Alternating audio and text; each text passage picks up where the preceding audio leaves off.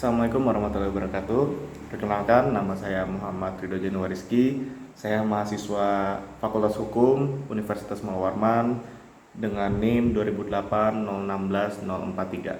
Jadi tujuan saya di sini untuk mempresentasikan dan mereview sedikit materi dari hukum tata negara.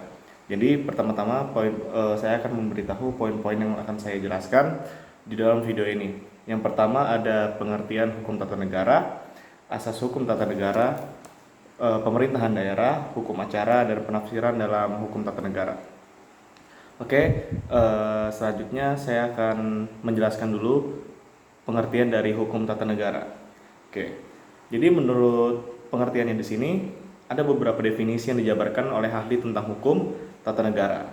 Yang pertama ada Van der Pot mengatakan bahwa hukum tata negara merupakan serangkaian peraturan yang digunakan untuk menentukan badan mana saja yang digunakan dan diperlukan, kewenangan masing-masing badan, hubungan antara badan satu dengan badan yang lain, serta hubungan dengan individu-individu di dalam suatu negara. Selanjutnya ada pendapat dari Van Vollenhoven mengatakan hukum tata negara merupakan hukum yang mengatur individu-individu yang terikat dengan hukum, serta hukum yang menentukan sistematika penyusunan wewenang suatu badan-badan tersebut. Selanjutnya disampaikan oleh Profesor Kusumadi Pujosewejo dalam bukunya Pedoman Pelajaran Tata Hukum Indonesia menyebutkan bahwa hukum tata negara ialah hukum yang mengatur tata negara dalam artian kesatuan atau federal dan bentuk pemerintahannya kerajaan atau republik, yang menunjukkan masyarakat-masyarakat hukum yang atasan maupun yang bawahan beserta tingkatan-tingkatan yang selanjutnya menegaskan wilayah dan lingkungan rakyat dari masyarakat hukum itu dan akhirnya menunjukkan perlengkapan dari masyarakat hukum itu sendiri. Baik, selanjutnya saya akan menjelaskan mengenai asas hukum tata negara. Jadi dalam asas hukum tata negara di sini terdiri dari 5 asas. Yang pertama ada asas Pancasila, asas negara hukum, asas kedaulatan rakyat dan demokrasi, asas negara kesatuan, dan asas pembagian kekuasaan dalam check and balance. Yang pertama saya akan menjelaskan dulu asas Pancasila. Bangsa Indonesia telah menetapkan filsafat atau asas dasar negara adalah Pancasila, yang artinya setiap tindakan atau perbuatan baik, tindakan pemerintah maupun tindakan rakyat harus sesuai dengan ajaran Pancasila. Dalam bidang hukum, Pancasila merupakan sumber hukum material, sehingga setiap isi peraturan perundang-undangan tidak boleh bertentangan dengan isi dari Pancasila tersebut. Selanjutnya, Undang-Undang Dasar 1945 merupakan landasan konstitusional dari Negara Republik Indonesia. Perubahan Undang-Undang Dasar 1945 mengandung 4 pokok yang merupakan cita-cita hukum bangsa Indonesia yang mendasari hukum dasar negara, baik hukum yang tertulis dan hukum tidak tertulis. Selanjutnya saya jelaskan mengenai asas negara hukum.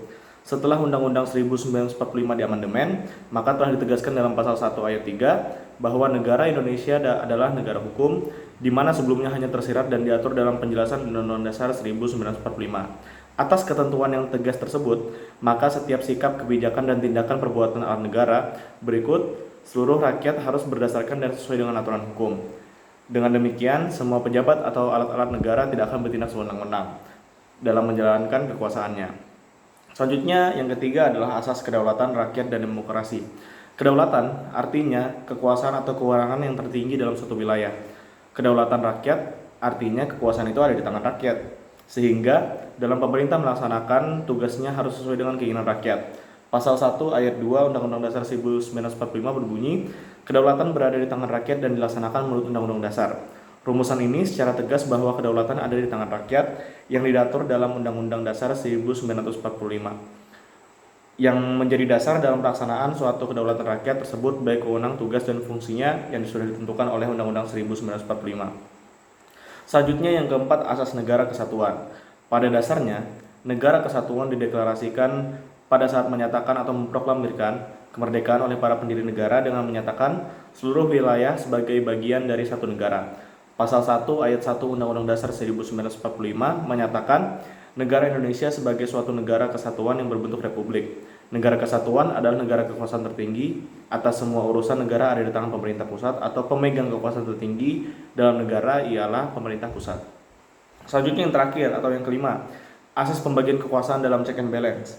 Pengertian pembagian kekuasaan adalah berbeda dari pemisahan kekuasaan.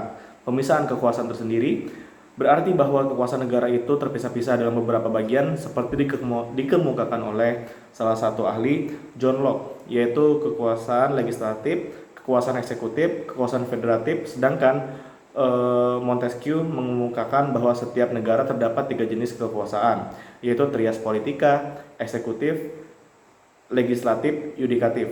Dari ketiga kekuasaan itu masing-masing terpisah satu sama lainnya, baik mengenai orangnya maupun fungsinya.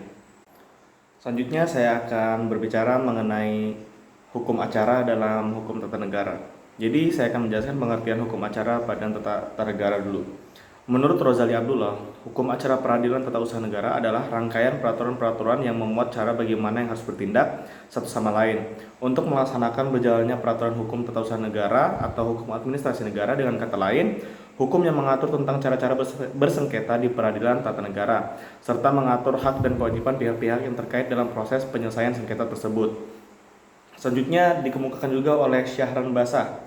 Hukum acara menurut dia adalah merupakan hukum formal karena ia merupakan salah satu unsur dari peradilan.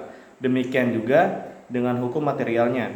Peradilan tanpa hukum material akan lumpuh sebab tidak tahu apa yang akan dijelmakan. Sebaliknya, peradilan tanpa hukum formal akan liar sebab tidak ada batas-batas yang jelas dalam melakukan wewenangnya. Selanjutnya, dasar hukum peradilan tata negara. Peradilan tata negara merupakan salah satu pelaksana kekuasaan kehakiman yang ditugasi untuk memeriksa, memutus, dan menyelesaikan sengketa dalam bidang tata usaha negara. Peradilan tata negara ini diatur dalam Undang-Undang Republik Indonesia Nomor 5 Tahun 1986 tentang Peradilan Tata Usaha Negara yang telah direvisi dengan Undang-Undang Republik Indonesia Nomor 9 Tahun 2004 tentang perubahan atas Undang-Undang Nomor 5 Tahun 1986 tentang Peradilan Tata Usaha Negara. Dan saat ini telah direvisi kembali dengan Undang-Undang Nomor 51 Tahun 2009. Selanjutnya saya akan menjelaskan mengenai pemerintahan daerah dalam konteks hukum tata negara. Di dalam konteks hukum tata negara, hukum pemerintahan daerah merupakan bagian dari hukum tata negara yang mengatur kekuasaan atau wewenang organ-organ daerah, hubungan organ daerah satu sama lain, dan mengatur juga hubungan antara organ pemerintah daerah rakyat. Tujuan utama hukum pemerintahan di Indonesia adalah bagaimana sih mewujudkan kesejahteraan rakyat yang ada di daerah. Seperti yang kita ketahui, Indonesia merupakan negara yang sangat luas dan berbentuk negara kesatuan dengan jumlah penduduk yang banyak. Tentu sangat sulit dengan bagian seperti ini untuk mewujudkan kesejahteraan rakyat di daerah tanpa kehadiran pemerintah daerah. Oleh karena itu, seperti yang saya jelaskan tadi, hukum pemerintahan daerah sangatlah penting untuk bisa menjalankan roda pemerintahan di daerah. Hukum pemerintahan daerah yang seperti kita ketahui pada Undang-Undang Nomor 23 Tahun 2014 tentang pemerintahan daerah yang membahas seluruh aspek pokok mengenai hukum pemerintahan daerah di Indonesia. Adanya beberapa perubahan kewenangan pemerintahan oleh pemerintah pusat ke pemerintahan daerah.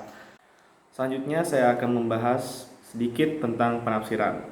Penafsiran merupakan metode untuk memahami makna yang terkandung dalam teks-teks hukum guna menyelesaikan persoalan atau mengambil keputusan atas hal-hal yang dihadapi secara konkret. Penafsiran menjadi penting karena peraturan perundang-undangan tidak seluruhnya telah disusun dalam bentuk yang jelas dan tidak membuka penafsiran lagi. Mungkin ini saja sedikit presentasi dan review materi dari saya. Kurang lebihnya mohon dimaafkan. Semoga ini semua bermanfaat bagi kita semua. Amin. Terima kasih. Assalamualaikum warahmatullahi wabarakatuh.